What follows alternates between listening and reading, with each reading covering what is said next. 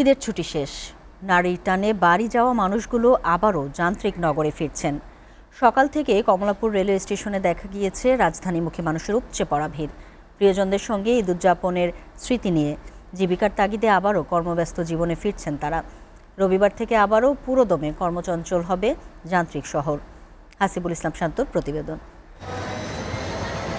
ভোরের আলো ফুটতেই কমলাপুর স্টেশনের প্ল্যাটফর্মে চিরচেনা সেই কর্মব্যস্ততা। উৎসবের আমেজ পেছনে ফেলে আবারও কর্মস্থলের টানে রাজধানীতে মানুষ।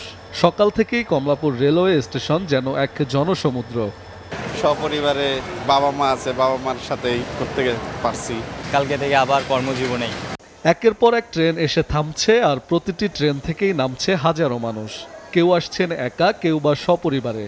সবার চোখে মুখে ক্লান্তি থাকলেও প্রিয়জনদের সাথে কাটানো সময়ের তৃপ্তি স্পষ্ট। যে ঈদের সময় প্রতিবার আর কি যাওয়া একটা হ্যাসেল, একটা কষ্ট।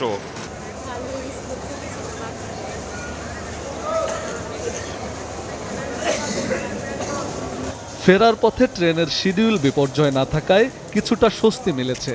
সকাল থেকেই উত্তরবঙ্গ ও উপকূলীয় অঞ্চল থেকে আসা ট্রেনগুলোতে ছিল সবচেয়ে বেশি ভিড়।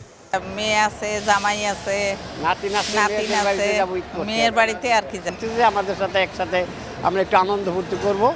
ঈদের আনন্দ শেষে কর্মব্যস্ত জীবনে ফিরতে গিয়ে একদিকে যেমন আছে প্রিয়জনদের ছেড়ে আসার কষ্ট, অন্যদিকে তেমনি আছে দায়িত্বে ফেরার তাগিদ। আর এই দুই অনুভূতির মিশেলেই মুখর হয়ে উঠেছে কমলাপুর রেলওয়ে স্টেশন। হাসিবুল ইসলাম শান্ত, SA TV, ঢাকা।